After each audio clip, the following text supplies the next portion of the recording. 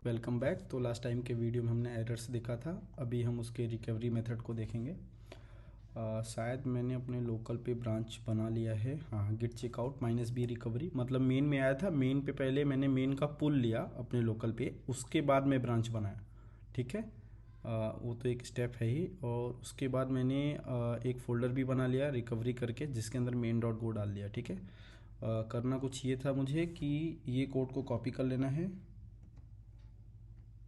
Oh sorry, और error वाले code को रिकवरी में डाल दे रहा हूँ मैं। पूरा का पूरा पेस्ट कर दिया। क्यों? क्योंकि एरर की ही तो रिकवरी करनी है। तो अगर ये रहेगा अपने साथ तो ठीक रहेगा। ठीक है,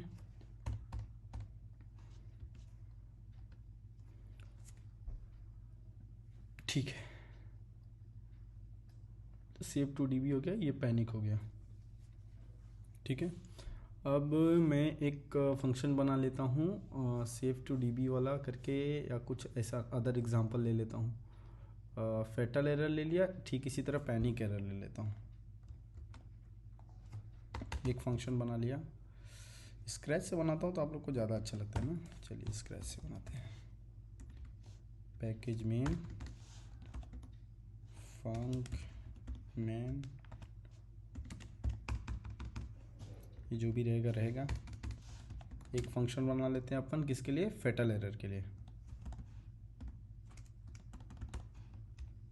उसमें क्या लेते हैं हम लोग? मैसेज लेते हैं, डेटा लेते हैं, जो भी प्रिंट करना है सामने वाले को। तो एनीथिंग लिख दूँ, एनीथिंग। स्ट्रिंग भी ले सकते हैं, इंटरफेस भी ले सकते हैं। इंटरफेस ले लूँगा तो कोई भी वैल्यू ले लेंगे। इंटरफेस ले लिए। ठीक है, इंटरफेस बहुत कम ही लेता हूँ, ज़्यादातर स्ट्रिंग लेता हूँ। तो आप इंटरफेस उसकी आदत बना लोगे, तो इसलिए इंटरफेस ले लिया। fmt.println,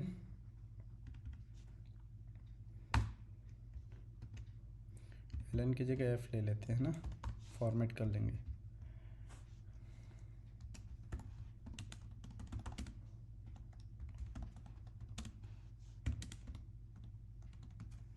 message equals to %v क्यों ले रहा हूँ? क्योंकि इंटरफेस %v पे कॉल काम करता है। %v मतलब एनीथिंग, ये किसी पे भी काम करेगा। ठीक है, और जब मैं %s लूँगा तो खाली वो किसके ऊपर काम करेगा? वो सिर्फ और सिर्फ स्ट्रिंग के पे काम करेगा। %d सिर्फ इंटीजर पे काम करता है, लेकिन %v किसी भी चीज़ के लिए काम करता है। अभी फेटल एरर की जगह मैं यहाँ पे ले लेता हूँ दूसरा function, panic error.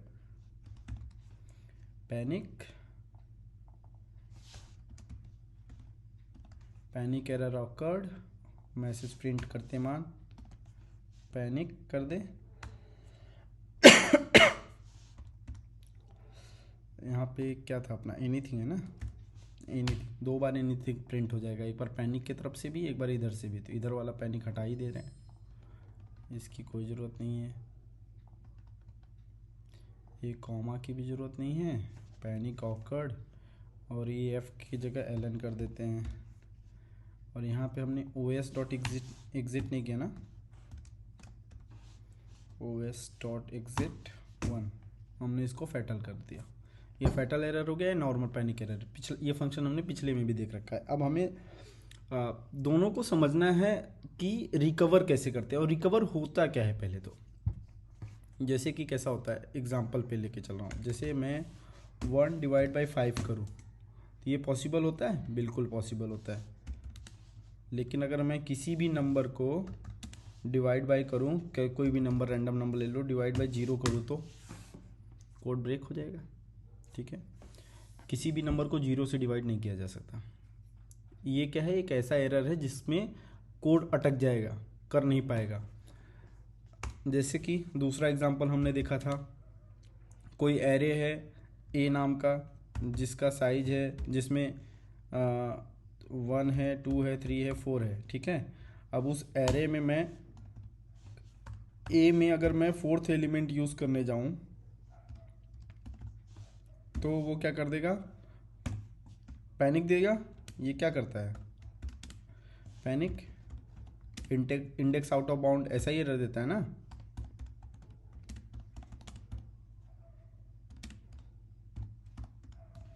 Index out of bound देगा, तो ये भी एक पैनिक एरर है। तो ये सब जब एरर आया, जैसे ये एरर आ गया, ये वाला या ये वाला एरर आ गया, तो हो सकता है दूसरे एपीआई में ये एरर ना आए, दूसरा एपीआई सही से चले, यहाँ पे आ गया लेकिन दूसरे एपीआई में ना आ रहा हो, तो उससे हमें क्या करना पड़ेगा। अगर हम अपना कुछ ऐसा कोड नहीं लिखेंगे कि ये एरर आने पे डील करो, तो वो डील नहीं करेगा कोड, वो छोड़ देगा, कंपाइलर छोड़ देगा, कोड बंद कर देगा, प्रोजेक्ट बंद।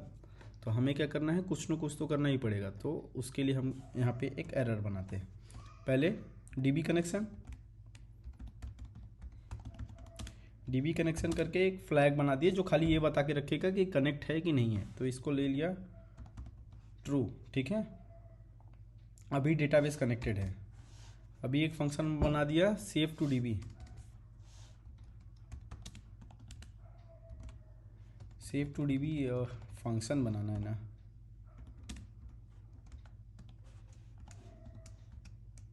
सेव टू डीबी जो भी रिकॉर्ड है।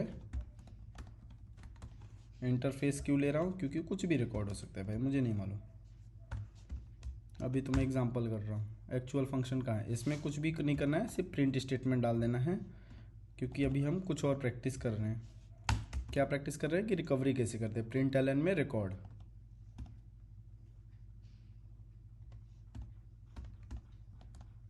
Record equals two comma record, ठीक है। तो ये हो गया। अब मुझे क्या करना है यहाँ पे, अगर डीबी कनेक्शन है तो इफ डीबी कनेक्शन है, नहीं है नॉट डीबी कनेक्शन, क्योंकि डीबी कनेक्शन तो ज़्यादातर रहेगा, मतलब कुछ भी हो सकता है, रह भी सकता है नहीं भी रह सकता है, लेकिन कहने का मतलब ये है कि अगर डीबी कनेक्शन नहीं रहा तो मुझे एक बार ही फेटल करना है। अगर मैं डीबी कनेक्शन इक्वल्स टू वाला कंडीशन लेके चलता है, यहाँ से नॉट हटा दूँ ट्रू वाला, तो इसके अंदर का डायरेक्ट एग्जीक्यूट हो जाता, तो फिर मुझे अपनी सारी एपीआई को इस ब्रैकेट के अंदर डालना पड़ता। यहाँ पे मैंने क्या दिमाग लगाया, सारी एपीआई को ब्रैकेट अंदर डालने से अच्छा कि किस सिनेरियो में मुझे नहीं डालना है वो देख लूँ। वो सिनेरियो बहुत छोटा सा है जिसमें मुझे ब्रैकेट के अंदर नहीं डालना था, वो है कि जब डीबी कनेक्शन नहीं है तो फेटल करना है, बाकी सारे केस में चलाना है। तो यहाँ पे नॉट वाला ले लिया, क्योंकि एक ही डील करना पड़ेगा ना। मैं बताता हूँ, फेटल एफ क्या है, database not connected, database not connected करके एक मैसेज डाल दिया। एल्स लेने की ज़रूरत ही नहीं, ठीक है। अब आगे बढ़ते हैं, कोई एक रिकॉर्ड बना लेते हैं। रिकॉर्ड में कुछ भी हो सकता है भाई, कोई भी एक इंडेक्स भी ले सकते हैं। चलिए एक काम करेंगे, इसको मैं ले लेता हूँ प्रैक्टिस के लिए, सिर्फ प्रैक्टिस के लिए string स्ट्रिंग ले लिया। If length of record less than 1, मतलब कुछ आया ही नहीं, जिसने रिकॉर्ड सेव करने के लिए भेजा उसने कुछ भेजा ही नहीं, तो क्या करना है, मुझे पैनिक कर देना है, पैनिक एरर। यहाँ पे मैंने जो फंक्शन बनाया था, नो रिकॉर्ड फाउंड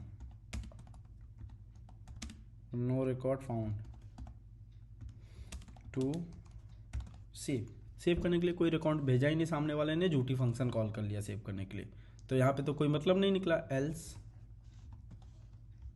ये वाला फंक्शन कॉल कर लिया जो रिकॉर्ड सेव करता है, ठीक है।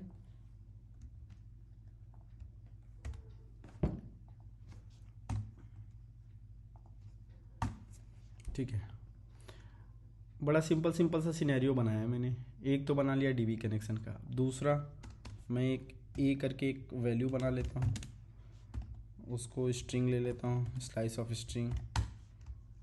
स्ट्रिंग में पहला जो वैल्यू ले लेते हैं, क्या वैल्यू ले भाई, पहला वैल्यू ले, नहीं ऐसे कहाँ लेते हैं, ऐसे ही डायरेक्ट ले लेते ना।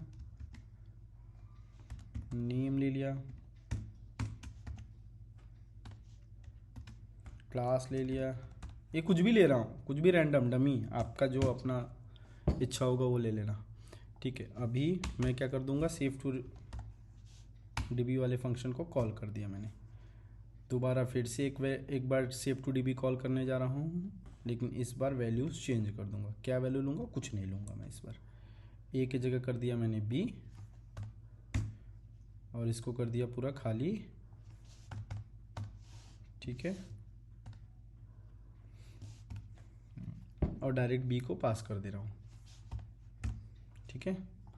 आपको समझ में आ रहा होगा कि इस वाले केस में बी का तो लेंथ 0 है, इसमें कोई वैल्यू नहीं, तो कोड अपना पैनिक होने वाला है। फिर पैनिक होने के बाद ए जब आया तो ए वाला रिकॉर्ड,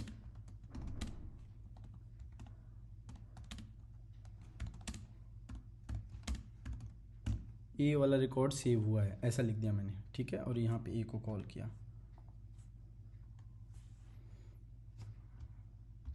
ठीक है। अभी मैं क्या करूँगा, फिर से इसको कॉपी कर रहा हूँ, सिनेरियो अच्छा सा जनरेट कर रहा हूँ बस, और कुछ नहीं। यहाँ पे मैंने ले लिया सी, और सी वाला रिकॉर्ड सेव हो रहा है, ठीक है। इसको हटा दिया, कोई ख़ास ज़रूरत है नहीं, इसकी भी कोई ख़ास ज़रूरत है नहीं, एक ही एलिमेंट है ना, बस। यहाँ पे पास कर दिया सी। अभी देखिए तो आइडियली होना क्या चाहिए था, होना यही चाहिए था मुझे कि पहले डेटाबेस कनेक्शन होना चाहिए था। हुआ तो ठीक, नहीं हुआ तो आगे बढ़ने की ज़रूरत नहीं, क्योंकि ये सारे के सारे फेल होने वाले हैं। डीबी से कनेक्ट ही नहीं हो रहे हो तो कनेक्ट सारे के सारे फेल हो जाएंगे। और एपीआई जब भी हम बनाते हैं या प्रोजेक्ट जब भी हम बनाते हैं तो उसमें डेटाबेस कनेक्शन बना, अब उस डेटाबेस का कनेक्शन हर एपीआई में इस्तेमाल होता ही, या तो गेट एपीआई रहे चाहे पोस्ट एपीआई रहे, कुछ भी रहे, इस्तेमाल होता है। तो इसलिए पहले इसको फेटल में डाल दिया कि अगर ये नहीं चला तो आगे जाने का कोई मतलब ही नहीं, ठीक है। अब फिर हमने क्या किया, एक रिकॉर्ड बनाया, उसको डेटाबेस में सेव किया। ये रिकॉर्ड सही है, बिल्कुल सही है, सेव हो जाएगा, बिल्कुल सेव हो जाएगा, क्योंकि ए के अंदर वैल्यू। दूसरा रिकॉर्ड बनाया जो कि एकदम खाली है, ये पैनिक कर देगा। तीसरा रिकॉर्ड बनाया, सही है, ये भी डेटाबेस में सेव हो जाना चाहिए, लेकिन यहाँ पे अपना कोड पैनिक हो गया, मतलब ये कोड बंद। अब ये सी वाला बेचारा क्या, इसका तो नंबर ही नहीं आया, प्रोग्राम ही बंद हो गया। क्यों बंद हो गया? क्योंकि यहाँ पे जो पैनिक आया था उसको हमने डील किया ही नहीं। जब हम इसको डील करते हैं तो इसी को बोलते हैं कि हम रिकवर कर रहे हैं अपने कोड को। ब्रेक हो गया, ब्रेक होने से नहीं बचा रहे हैं, वो ब्रेक हो चुका है, ब्रेक होने के बाद बंद होने से बचाना। रिकवर मतलब क्या होता है? प्रिवेंशन होता है, रिकवर होता है। प्रिवेंशन नहीं हो रहा है यहाँ पे रिकवर हो रहा है, मतलब वो हो चुका है ब्रेक, अब मुझे अपने प्रोग्राम को बंद होने से बचाना है। तो वो देखेंगे हम कैसे करते हैं। चलिए, ये हो गया पैनिक का केस है। पैनिक केस है, ये नॉर्मल केस है, और एक और नॉर्मल केस है ना अपना,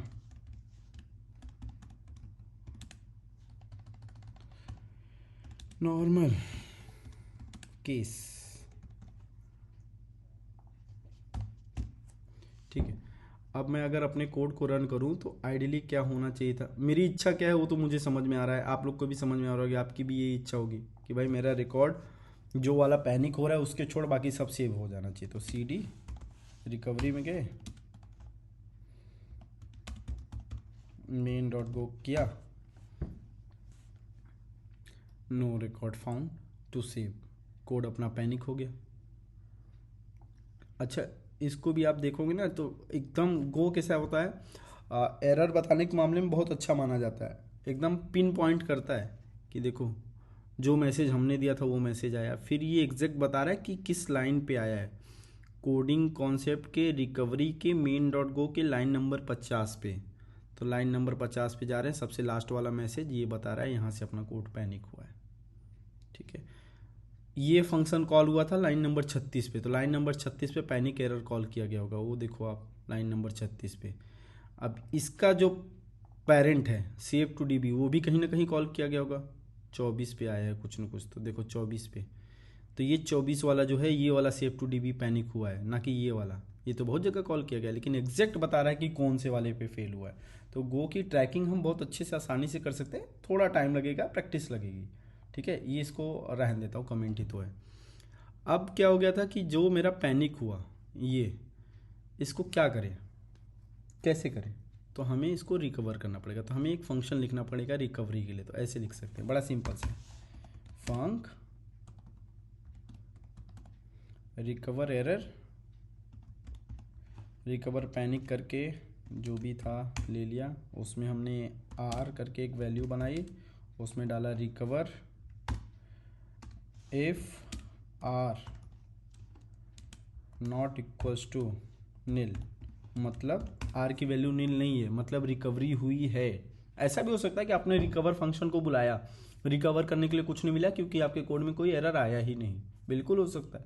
उस केस में इफ कंडीशन के अंदर जाएगा नहीं। लेकिन अगर रिकवरी हुई तो हम मैसेज प्रिंट करेंगे ना, fmt डॉट क्या लिखे, मैसेज में क्या लिखे, कुछ तो झोल हुआ, कुछ तो झोल हुआ है, पैनिक हुआ। और मैसेज की वैल्यू मैं ले लेता हूँ कॉमा आर, यही आर जो हमने रिकवरी में डाला है, बिल्कुल। अब मुझे ये रिकवरी को कॉल करना है। अब रिकवरी को कॉल कैसे करें, समस्या वही नॉर्मल जैसे सब करते हैं, सेव टू डीबी को कॉल किए, ऐसे ही मैं यहाँ पे रिकवरी लिख दूँ तो चलेगा क्या? बिल्कुल नहीं चलेगा। इसको तभी को जब कोड पैनिक हो जाता है तो पैनिक वाला क्या देखता है कि क्या कोई डिफर वाला फंक्शन है क्या, मुझे बस उसको एग्जीक्यूट करना है, कोई नहीं है तो छोड़ दो। तो फिर वो नॉर्मल एग्जीक्यूशन को तो फॉलो ही नहीं करता, क्योंकि अगर फॉलो कर रहा होता, समझने की बात है कि अगर ये फॉलो कर रहा होता नॉर्मल पैनिक के बाद ये वाला कोड एग्जीक्यूट होता ना, ये तो हुआ ही नहीं। अगर मैं यहाँ पे आके देखूँ अपने इस कोड में, किधर है कि स्लोली, अरे स्लोली स्क्रॉल करना है भाई, तो अपना एक रिकॉर्ड ए वाला रिकॉर्ड इंसर्ट हुआ, ए वाला रिकॉर्ड तो गया, बी वाले रिकॉर्ड पे पैनिक हो गया। जब बी वाले रिकॉर्ड पे ये पैनिक हो गया तो सी वाले पे कोड गया ही नहीं। क्यों नहीं गया? नॉर्मल एग्जीक्यूशन होता ही नहीं है। तो पैनिक के केस में पैनिक क्या करता है, वो फाइंड आउट करने की कोशिश करेगा कि क्या कोई डिफर वाला है क्या, बस उसको एग्जीक्यूट कर दो, उसके बाद प्रोग्राम बंद कर दो। अगर आपने डिफर में ये लिख दिया कि भाई पैनिक हुआ होगा तो उसको रिकवर कर लो, यानी उधर तो वो पैनिक किया, हो गया डिफर के पास ताकि वो प्रोग्राम बंद कर सके, और डिफर में आपने लिख दिया कि बंद मत करना, संभाल लिया आपने। तो वही होता है रिकवरी। अब यहाँ पे रिकवरी हमने डाला था, हम क्या करेंगे, देखेंगे कि कहाँ पैनिक हो रहा है। इस सेव टू डीबी में ये पैनिक फंक्शन कॉल हुआ है, ठीक है। तो मैं ये सेव टू डीबी में ही क्या करूँगा, यहाँ पे डायरेक्ट मुझे पैनिक लिख देना चाहिए था, पैनिक लिख लिया, ठीक है, ये कर दिया पैनिक फंक्शन कॉल किया, इसकी ज़रूरत ही नहीं थी, नहीं तो फिर यहाँ पे डिफर डालना पड़ता। समझाऊंगा मैं आपको, टेंशन मत लो, ठीक है। यहाँ पे डायरेक्ट पैनिक कर दिया मैंने। अब मैं क्या काम करूँगा, यहीं पे एक डिफर करूँगा। डिफर हमेशा जानते हो आप स्टार्टिंग में ही कर लेते हैं, या पैनिक से पहले करना है, इस पैनिक से तो पहले ही करना है, तो पहली लाइन में कर लिया, पैनिक वाली लाइन में रिकवरी कर दिया, रिकवर पैनिक, दैट्स इट। अब क्या करेगा कोड हर बार चेक करेगा जब भी डेटाबेस में रिकॉर्ड सेव करने जा रहा है, जब भी डेटाबेस में रिकॉर्ड सेव कर रहा है तो वो चेक करेगा कहीं पैनिक तो नहीं हो रहा है, ठीक है। अगर पैनिक हो रहा है तो रिकवर कर लेगा, नहीं हो रहा है तो जो काम है उसका वो करेगा। अब करके देखते हैं क्या आया अपने कोड में भाई। देखो ए वाला तो रिकॉर्ड इंसर्ट हो गया, कुछ तो झोल हुआ, पैनिक हुआ कोड, मैसेज आया no record found to save, यही मैसेज आया, और फिर अपना सी वाला भी रिकॉर्ड इंसर्ट हो गया।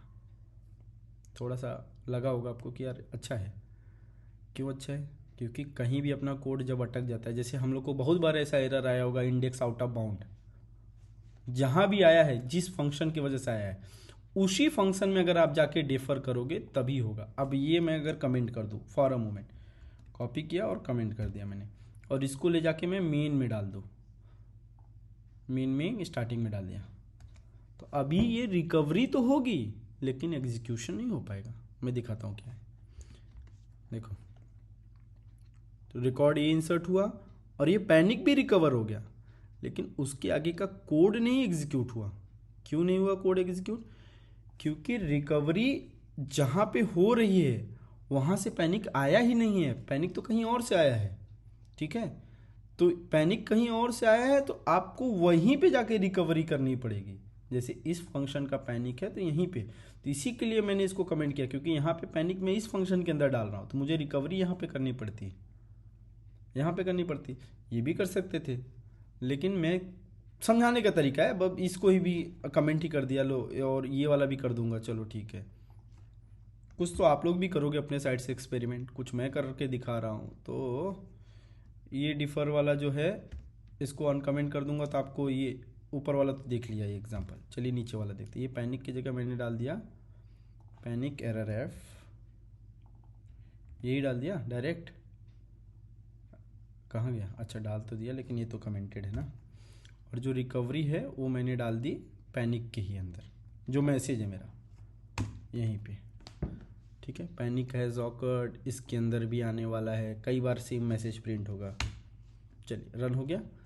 अभी पैनिक एरर ऑकर्ड, पैनिक को रिकवर किया उसी में, फिर मेरा सी वाला भी रिकॉर्ड इंसर्ट हुआ। मतलब अगर देखा जाए, अगर मैं इसको 3 एपीआई लेके चलूँ, ये पहली एपीआई है, ये दूसरी एपीआई है, मतलब सेम एपीआई है, 2 बार कॉल हुई, ये 1 बार कॉल हुई एपीआई।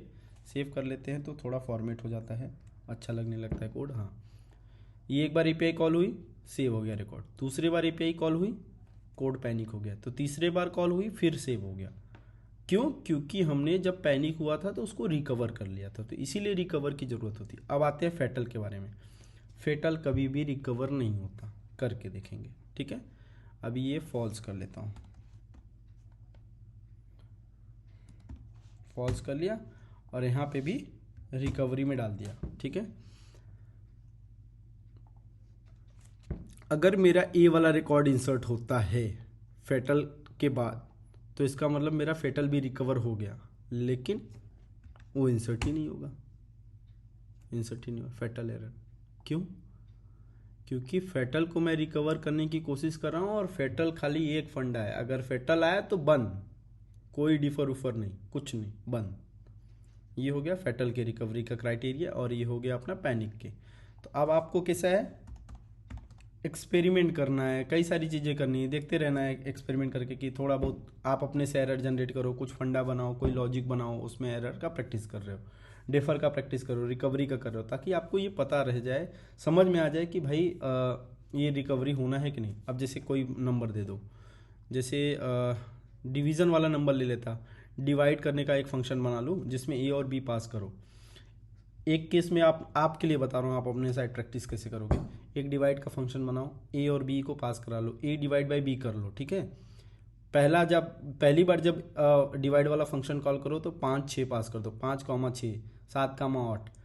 एक बार क्या करना, कोई भी नंबर पास करके 0 पास कर देना, वहाँ आपका कोड पैनिक हो जाएगा, कोड क्रैश, रिकवर नहीं किए रहोगे, सर्वर बंद, उसके नीचे का जो भी कैलकुलेशन हो होना ही नहीं है। तो अब क्या करोगे आप, फिर आप उसको रिकवर करना, तब आपको अच्छे से समझ में आ जाएगा कि हाँ चल क्या रहा है। अपने साइड से आपको ये प्रैक्टिस करनी ही करनी है, ठीक है। ठीक है, तो अभी मैं इस कोड को मैं क्या करता हूँ, ऐड कर देता हूँ।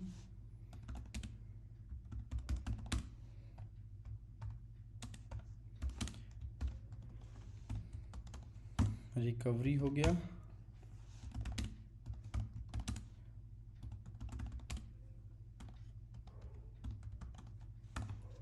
रिकवरी पे हमने पुश भी कर दिया कोड। अभी हमको क्या करना है, सिर्फ और सिर्फ कंपेयर करके, थोड़ा टाइम लगा रहा है यानी में ना, सही से काम नहीं कर रहा है गेट, देखा जाएगा इसके बारे में जो कर सकते हैं, फिलहाल तो कुछ नहीं कर सकते। चलिए रिफ्रेश कर लिया करिएगा आपको अगर तुरंत ही चाहिए होगा तो। ये अपना कोड पुश हो गया। अगला स्टेप है सिंपली मेन ब्रांच में जाओ, मेन ब्रांच का पुल लो, नहीं तो कोड आपका लोकल पे तो रहेगा ही नहीं। पहले तो अब रिकवरी से बाहर आ जाओ, जहाँ आपका फोल्डर स्ट्रक्चर है मेन, गेट पुल ओरिजिन मेन कर लिया मैंने। मेन का कोड ऊपर से नीचे लेके आए, रिकवरी फोल्डर आ जानी चाहिए थी, आई होगी कहीं ना कहीं तो भाई, मुझे तो नहीं दिख रहा है, हाँ दिख रहा है, ये रहा, ठीक है सही है। ये टेम्प बिना मतलब का क्रिएट हुआ है, तो मैं तो डिलीट कर दिया, आप भी डिलीट कर देना। कोई चेंजेस यहाँ दिखा के आया अगर तो उसको कमिट करके पुश कर देना। ये हो गया रिकवरी पैनिक, अच्छे से समझा। अब आते हैं अगला वीडियो, देखते हैं क्या है। अगला वीडियो है गो रूटीन, बहुत ही इंपॉर्टेंट है, बहुत ही, मतलब ये समझ लो कि गो का एक बहुत इंपॉर्टेंट फीचर, जब आपके इंटरव्यू में पूछा जाएगा कि भाई गो का एडवांटेज क्या है, तो आप गो रूटीन का नाम लोगे कि ये किसका बहुत बड़ा एडवांटेज। रिकवरी का इंटरव्यू क्वेश्चन बता देता हूँ। आपसे ये पूछा जाएगा कि भाई गो लैंग्वेज में क्या ट्राई एंड कैच एरर का कोई फीचर है क्या, तो अब आप उस केस में रिकवरी का नाम लेते हो कि हाँ भाई try and catch error exactly तो नहीं है जैसे जावा में होता है, लेकिन रिकवरी करके एक चीज़ है जो हमारे पैनिक एरर को रिकवर करने में हेल्प कर देता है। और फिर अगर आपने ये वीडियो देख रखा है तो उसको तो आप ऐसा समझा दोगे कि उसको खुद लगेगा कि बहुत सारी नई चीज़ें पता चली। तो ठीक है, आते हैं अगले वीडियो में, कनेक्ट होते हैं team. Thank you and bye.